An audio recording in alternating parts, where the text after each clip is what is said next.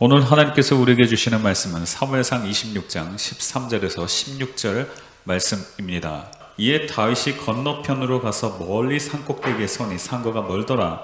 다윗이 백성과 넬의 아들 아브넬에 대하여 외쳐 가로되 아브넬아 너는 대답지 아니하느냐. 아브넬이 대답하여 가로되 왕을 부르는 너는 누구냐. 다윗이 아브넬에게 이르되 네가 용사가 아니냐. 이스라엘 중에 너 같은 자가 누구냐. 그러한데 네가 어찌하여 네 주 왕을 보호하지 아니하느냐. 백성 중 한 사람이 내 주 왕을 죽이려고 들어갔었느니라. 너의 행한 이 일이 선치 못하도다. 여호와께서 사시거니와 여호와의 기름 부음 받은 너희 주를 보호하지 아니하였으니 너희는 마땅히 죽을 자니라.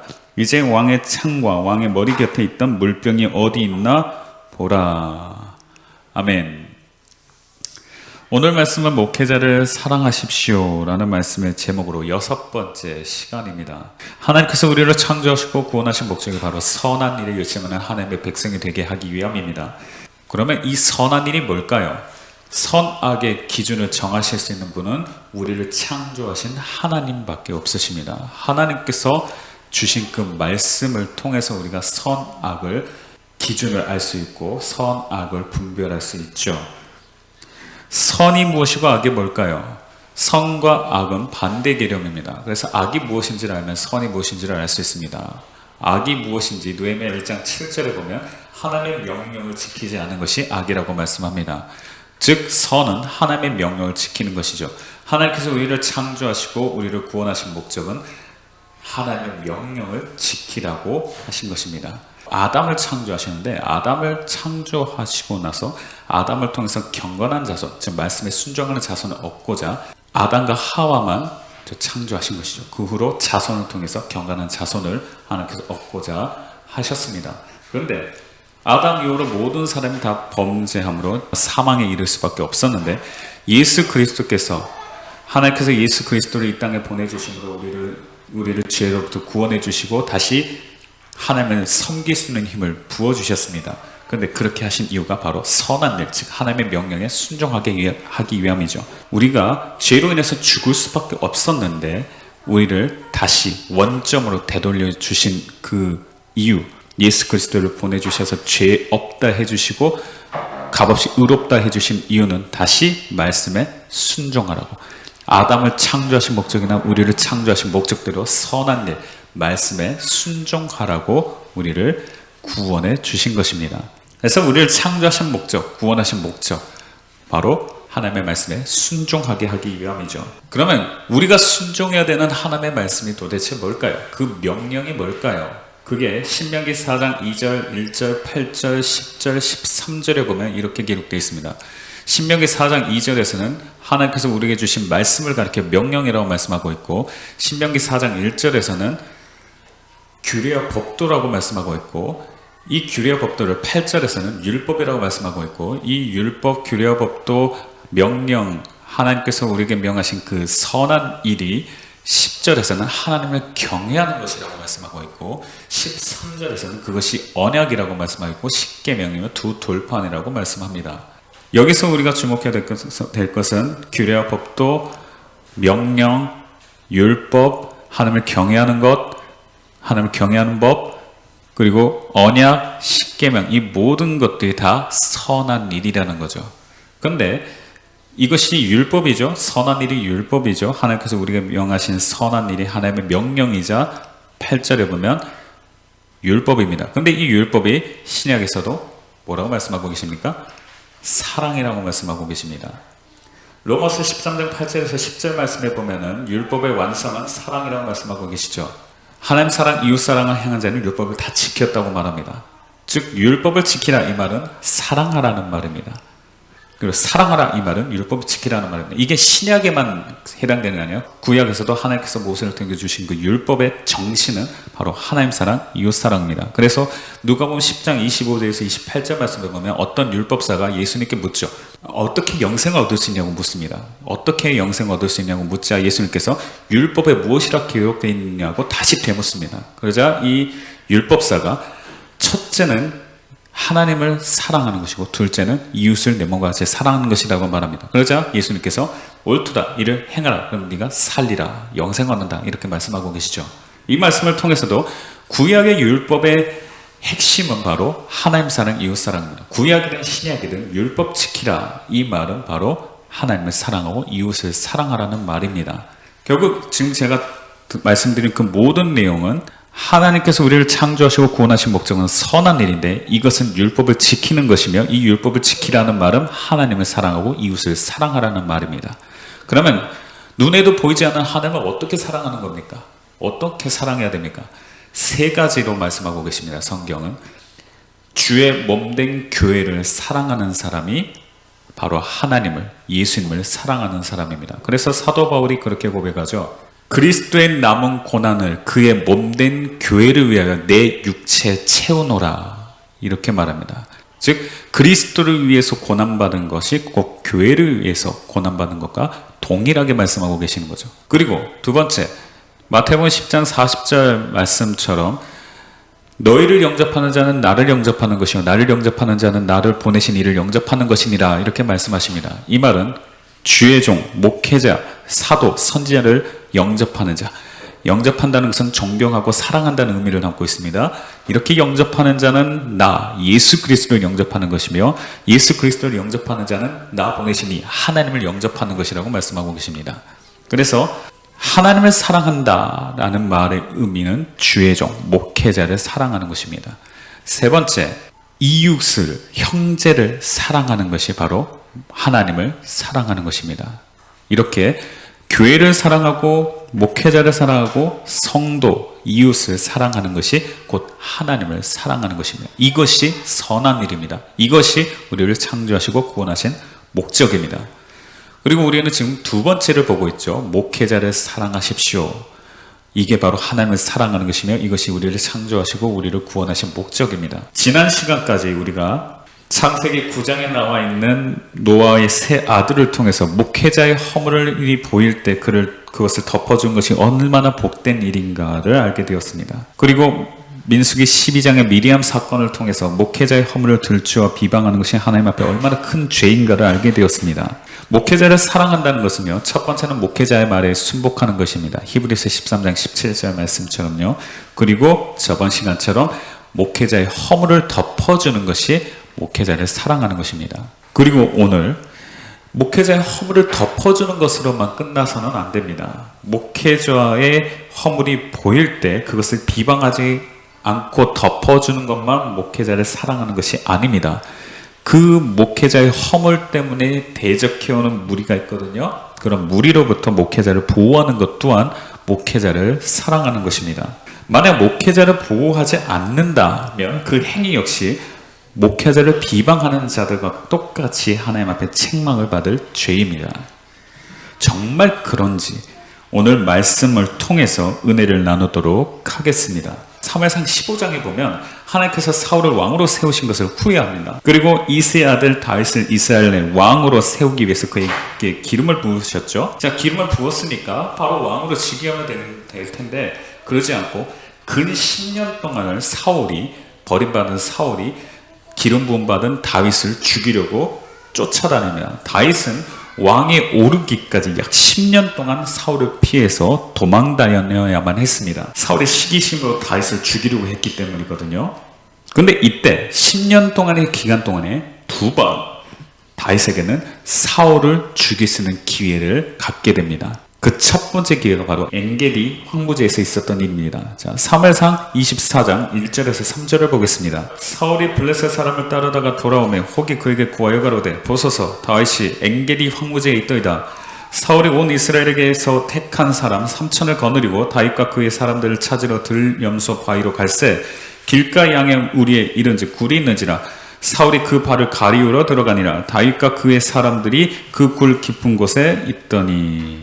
아멘. 사울은 지금 다윗이 엔게디 황무지에 있다는 소문을 듣습니다. 그리고 군사 3,000명을 일으킵니다. 그래서 그를 찾으러 갔다가 발을 가리우러 한 굴에 들어갑니다. 근데 그 굴 안에 누가 있죠? 다윗과 그의 사람들, 다윗의 사람들이 숨어 있었습니다. 사울은 어떻게 됐을까요? 우리 일반적인 상식으로 생각해 본다면 10년 동안 쫓아다닌 사울을 죽일 수 있는 기회가 있다면 스스럼 없이 그냥 죽였죠. 다윗의 사람들이 다윗에게 이렇게 말합니다. 이게 정상적인 것 같아요. 사람의 생각으로는 정상적인 것처럼 보여요. 사무엘상 24장 4절입니다. 다윗의 사람들이 가로되 보소서 여호와께서 당신에게 이르시기를 내가 원수를 내 손에게 붙이리니 내 소견에 선한 대로 그에게 행하라 하시더니 그것이 그날이니이다. 다윗이 일어나서 사울의 겉옷자락을 가만히 베니라. 아멘. 다윗의 사람들이요 사울이 혼자 스스로 자기들에게 온 것을 봅니다. 그리고 다윗에게 말하죠. 하나님께서 당신의 원수를 당신의 손에 붙이겠다고 하셨는데 오늘이 그날입니다. 죽입시다. 사울을 죽이자고 지금 부추기죠. 이 다윗이 일어나서 사울의 겉옷자락을 조금 베었습니다. 그리고 나서 다윗은 이렇게 말합니다. 5절부터 7절입니다. 그리한 후에 사울의 옷자락 뱀을 인하여 다윗의 마음이 찔려 자기 사람들에게 이르되 내가 손을 들어 여호와의 기름 부음을 받은 내 주를 치는 것은 여호와의 금하시는 것이니 그는 여호와의 기름 부음을 받은 자가 됨이니라 하고 다윗이 이 말로 자기 사람들을 금하여 사울을 해하지 못하게 하니라. 사울이 일어나 굴에서 나가 자기 길을 가니라. 아멘. 사울의 몸을 해하지 않았습니다. 겉옷자락만 조금 뱄습니다. 그런데 뭐라 그러죠? 5절에 보니까 마음이 찔렸답니다. 마음에 찔렸답니다. 죽이지도 않았고 몸을 상하게도 안 했고 겉옷자락만 베었는데도 불구하고 마음이 찔립니다. 그리고 자기 사람들로 사울을 죽이지 못하게 합니다. 왜 그랬죠? 6절을 다시 읽겠습니다. 자기 사람들에게 이르되 내가 손을 들어 여호와의 기름 부음을 받은 내 주를 치는 것은 여호와의 금하시는 것이니 그는 여호와의 기름 부음을 받은 자가 됨이니라 하고. 아멘. 이유가 뭡니까? 사울은 여호와의 기름 부음을 받은 자기 때문에. 사실 사울을 죽이면 더 이상 도망 다닐 필요가 없어요. 그리고 어떻게 보면 이스라엘 왕이 바로 될 수 있습니다. 그래서 평안한 삶을 누릴 수도 있습니다. 그리고 자기가 안 죽여도 돼요. 자기 부하들 있잖아요. 부하들에게 시켜서 사울을 죽일 수 있었습니다. 근데 다윗은 사람들 금하죠. 사울을 해하지 못하게 합니다. 자기도 또한 사울의 겉옷자락 벤 것을 가지고 마음에 찔려합니다. 그 이유는 딱 하나. 사울이 여호와의 기름 부음을 받은 자였기 때문입니다. 자, 시편 105편 15절을 보겠습니다. 이르시기를 나의 기름 부은 자를 만지지 말며 나의 선제를 상하지 말라 하셨도다. 아멘. 이 말씀을 알았던 것이죠. 기름 부음 받은 자를 만지지 말며 그리고 선지자를 상하지 말라. 저와 여러분도 다윗처럼 하나님의 말씀이 우리 심령을 찔러 범죄하지 않고 순종할 수 있기를 축복합니다. 우리 상식선에서는 나를 해코지 하고 나의 원수는 내가 보복하는 게 맞는 것처럼 보이겠지만 하나님의 말씀은 그렇지 않습니다. 하나님의 말씀 보복하지 말고 여호와의 기름 부음 받은 자는 해하지 말고 보호하라. 이게 하나님의 말씀입니다. 그래서 내 양심에만 기대지 마시고 내 양심도 또한 내가 어릴 적부터 교육받고 생각한 대로 형성된 그런 어떤 법이거든요. 마음의 법이거든요.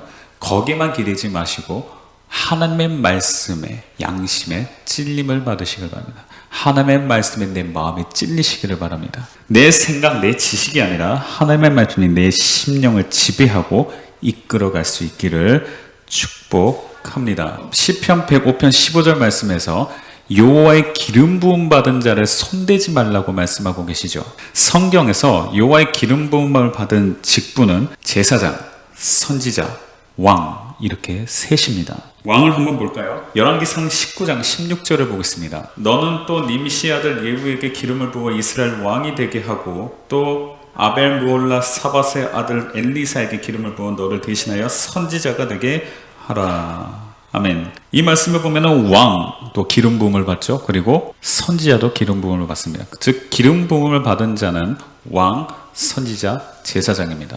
근데 선지자, 제사장은 우리가 이제 잘 알다시피 선지자나 제사장은 하나님의 말씀을 그대로 가르쳐서 성도들로 하여금 백성들로 하여금 하나님의 말씀대로 순종할 수 있도록 가르치고 전하는 자이기도 하죠. 왕은 어떨까요? 왕도 비슷합니다. 왕은 하나님의 말씀을 따라 재판하는 자입니다. 사무엘하 15장 2절에서 6절입니다. 압살롬이 일찍이 일어나 성문길 곁에 서서 어떤 사람이든지 송사가 있어 왕에게 재판을 청하러 올 때 그 사람을 불러서 이르되 너는 어느 성 사람이냐? 그 사람의 대답이 종은 이스라엘 아무 지파에 속하였나이다 하면 압살롬이 저에게 이르기를 내 일이 옳고 바르다마는 내 송사들을 사람을 왕께서 세우지 아니하셨다 하고 또 이르기를 내가 이 땅에서 재판관이 되고 누구든지 송사나 재판할 일이 있어 내게로 오는 자에게 내가 공의 베풀기를 원하노라 하고 사람이 가까이 와서 절하려 하면 압살롬의 손을 펴서 그 사람을 붙들고 입을 맞추니 무릇 이스라엘 무리 중에 왕께 재판을 청하러 오는 사람들에게 압살롬의 행함이 이 같아서 이스라엘 사람의 마음을 도적하니라. 아멘. 이 말씀을 본다면 이스라엘 백성들이 왕에게 송사, 즉 재판을 신청하러 갑니다. 그러니까 왕은 어떤 사람이냐? 하나님의 말씀의 기준에서 옳고 그름을 따져주는 바로 재판관의 역할을 하는 거죠. 솔로몬이 하나님께 기도하잖아요. 1000번제를 드리고 나서 하나님께 기도합니다. 하나님께서 너 뭘 원하느냐, 뭘 갖고 싶으면 내가 들어줄게 하니까 이걸 달라고 하죠. 열왕기상 3장 9절입니다. 누가 주의 이 많은 백성을 재판할 수 있사오리까? 지혜로운 마음을 종에게 주사 주의 백성을 재판하여 선악을 분별하게 하옵소서. 아멘. 그러니까 이 말씀을 본다면 왕은 어떤 사람이냐? 바로 백성들의 송사를, 선악을 분별해서 재판하는 사람입니다. 뭘로 재판하죠? 기준이 있어야 될 거 아니에요. 그 기준이 바로 하나님의 말씀이죠. 그러니까 재판을 제대로 하려면 하나님의 말씀에 대해서 잘 알고 있어야 되죠. 그러니까 이 지혜로운 마음을 달라는 말은 하나님의 말씀을 잘 알 수 있는 마음을 달라는 겁니다. 그래야 그 말씀의 기준에서 송사를 분별할 수 있기 때문에요. 그러니까 선지자 제사장은 우리가 생각하기에 하나님의 말씀을 성도들에게, 백성들에게 전하는 사람이니까 그게 목회자가 맞아. 근데 왕은 그냥 권력자라고 우리가 생각하는 경향이 있는데요. 왕은 권력자이기도 하지만 바로 재판, 하나님의 말씀에 따라서 성도들 재판하는 사람입니다. 다만 자기가 다 할 수 없으니까 모세 때도 그렇고 천부장, 백부장, 50부장, 10부장을 세워서 그들로 법에 따라서 재판하게 하고, 그리고 재판하기 어려운 것들은 이제 모세에게 올려서 모세가 재판할 수 있게 한 거죠. 뭘 기준으로? 하나님의 말씀을 기준으로. 그러니까 왕도 바로 하나님의 말씀을 백성들에게 계도해서 잘 가르쳐서 하나님의 말씀을 지킬 수 있도록 이끌어야 되는 직임을 가진 사람이 바로 왕입니다. 그냥 군림하는 게 아닙니다. 잠언 16장 10절을 보겠습니다. 하나님의 말씀이 왕의 입술에 있은즉 재판할 때 그 입이 그릇하지 아니하리라. 아멘.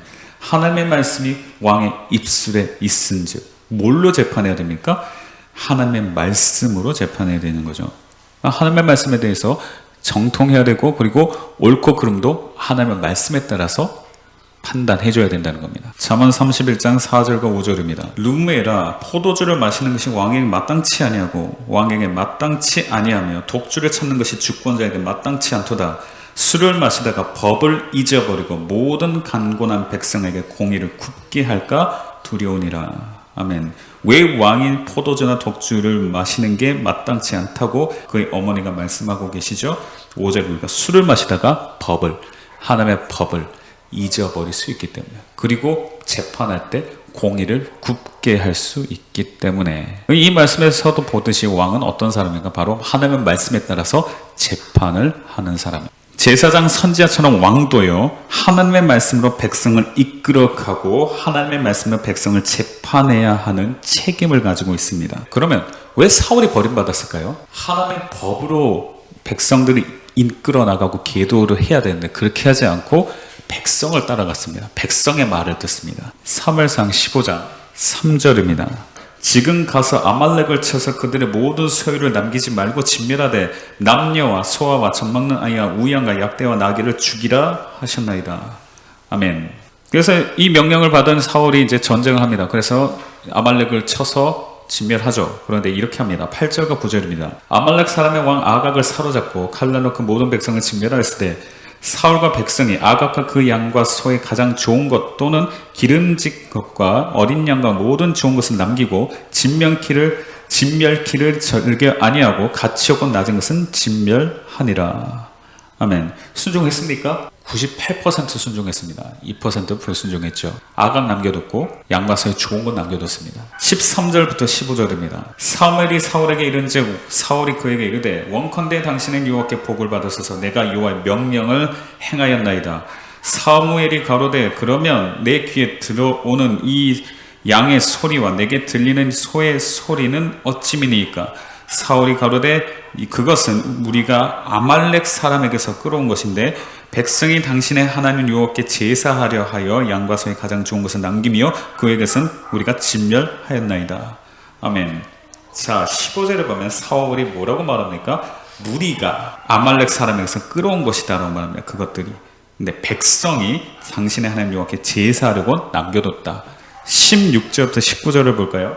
사무엘이 사울에게 이르되 가만히 계시옵소서. 간밤에 여호와께서 내게 이르신 것을 왕에게 말하리이다. 가로되 말씀하소서. 사무엘이 가로되 왕이 스스로 작게 여길 그때 이스라엘 지파의 머리가 되지 아니하셨나이까.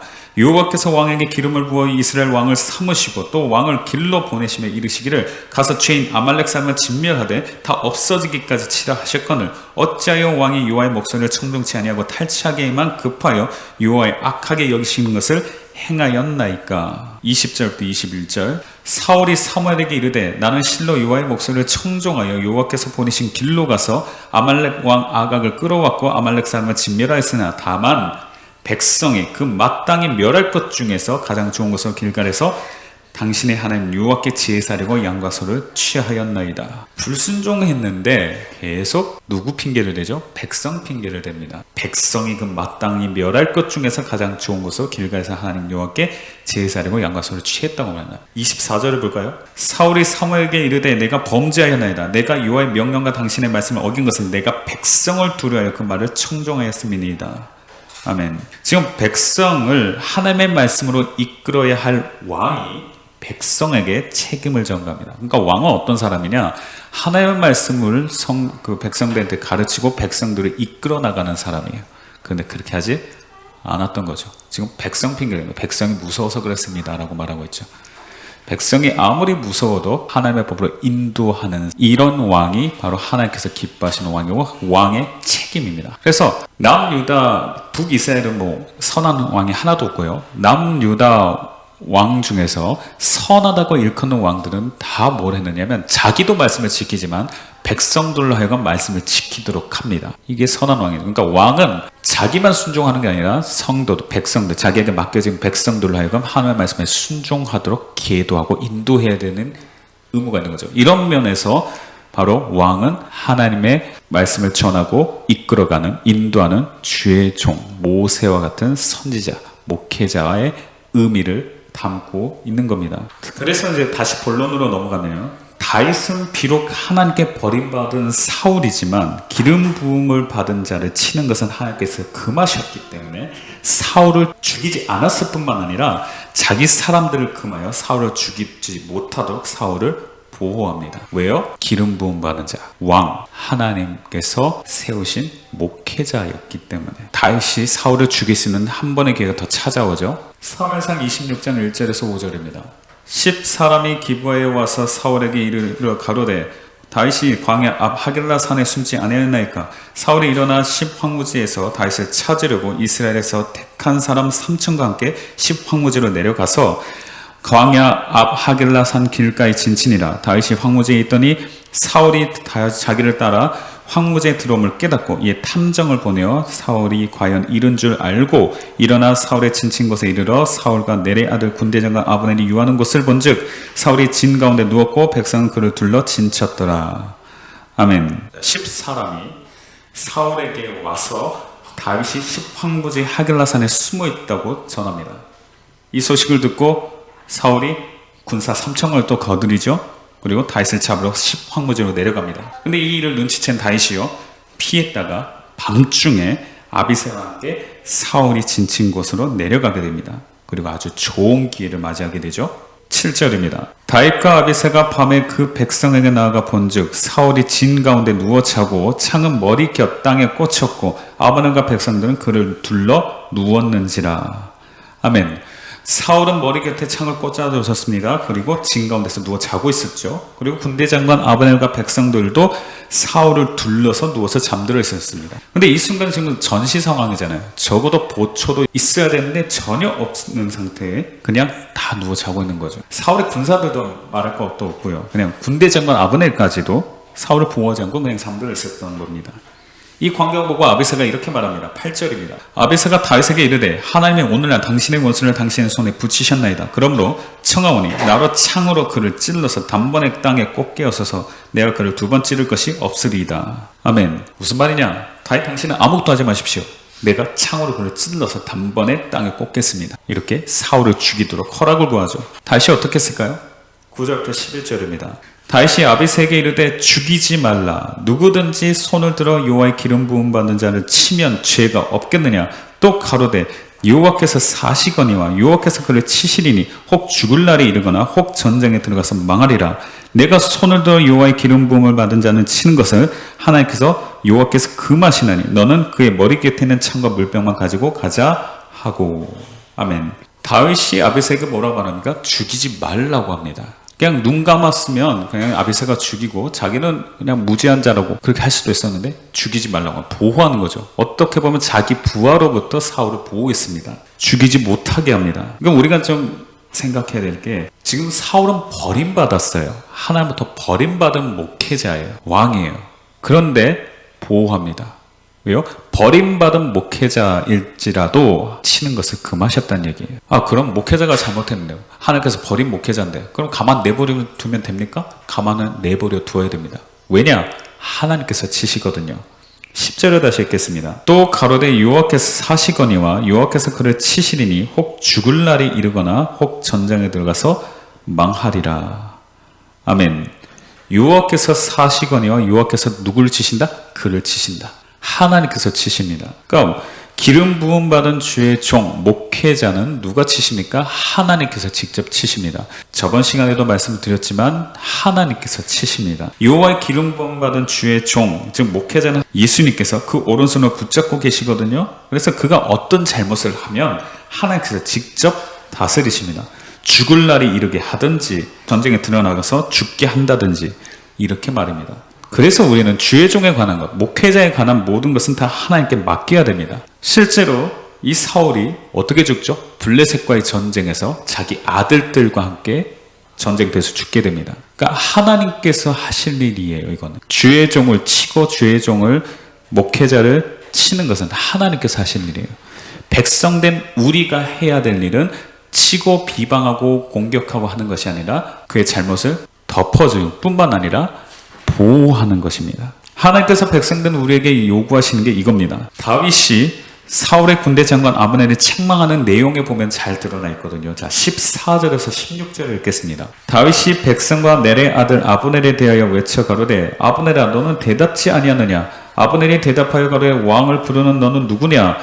다윗이 아브넬에게 이르되 네가 용사가 아니냐. 이스라엘 중에 너 같은 자가 누구냐. 그러한데 네가 어찌하여 네 주 왕을 보호하지 아니하느냐. 백성 중 한 사람이 내 주 왕을 죽이려고 들어갔었느니라. 너의 행한 이 일이 선치 못하도다. 여호와께서 사시거니와 여호와의 기름 받은 너희 주를 보호하지 아니하였으니 너는 마땅히 죽을 자니라. 이제 왕의 창과 왕의 머리 곁에 있던 물병이 어디 있나 보라. 아멘. 지금 당시 사울의 진에는 3,000명의 군대가 있었죠. 다 용사입니다. 그 중에서 아브넬은 모든 용사들을 통솔하는 군대 장관입니다. 그가 행해야 되는 최고 임무는 뭐죠? 비서실장으로서 사울을 보호하는 것입니다. 근데 아브넬이 여호와의 기름 부음 받은 주의 종 사울 왕을 보호하지 못했죠. 이에 대해서 다윗이 아브넬을 책망합니다. 뭐라고 책망합니까? 여호와의 기름 부음 받은 주를 보호하지 아니하였으니 너희는 마땅히 죽을 자니라. 그러니까 오늘날 교회로 보면 용사란 담임 목회자를 가장 가까이에서 보호해야 할 교회 직분자들을 뜻합니다. 근데 이 직분자들이 담임 목회자를 보호하지 못한다면 하나님 앞에 마땅히 죽을 자라는 것입니다. 이것이 하나님 여호와의 말씀입니다. 교회 담임 목회자의 허물이 보일 때 비방하지 않으셨습니까? 그렇다면 잘하신 겁니다. 그러나 이것만으로는 부족합니다. 만약 우리가 용사라면 목회자의 허물이 보일 때 비방하지 않아야 됩니다. 그뿐만 아니라 비방하는 자들로부터 목회자를 보호할 수 있어야 합니다. 만약 그렇지 않고 잠잠히 있다면 나는 비방하는 사람들과 함께 동조하지 않았다 그렇게 말은 할지라도 하나님께서는 목회자를 비방하는 자들과 똑같이 우리를 마땅히 죽을 자로 여기신다는 것입니다. 따라서 목회자의 허물이 보일 때 그 허물을 덮어주는 것으로 끝날 것이 아니라 그 허물을 틈타 비방하는 자들에게서 목회자를 보호하시기를 축복합니다. 그것이 주의 종을 사랑하는 것이며 더 나아가 하나님을 사랑하는 것입니다. 그리고 하나님께서는 이렇게 주의 종을 보호하는, 목회자를 보호하는 자에게 복으로 갚으십니다. 23절에서 25절을 보겠습니다. 여호와께서 각 사람에게 그 의와 신실을 갚으시리니 이는 여호와께서 오늘날 왕을 내 손에 붙이셨으되 나는 손을 들어 여호와의 기름 부음을 받은 자 치기를 원치 아니하였음이니이다. 오늘날 왕의 생명을 내가 중히 여긴 것 같이 내 생명을 여호와께서 중히 여기셔서 모든 환난에서 나를 구하여 내시기를 바라나이다. 사울이 다윗에게 이르되 내 아들 다윗아 내게 복이 있을지로다. 내가 큰 일을 행하겠고 반드시 승리를 얻으리라 하니라. 다윗은 자기 길로 가고 사울은 자기 곳으로 돌아가니라. 아멘.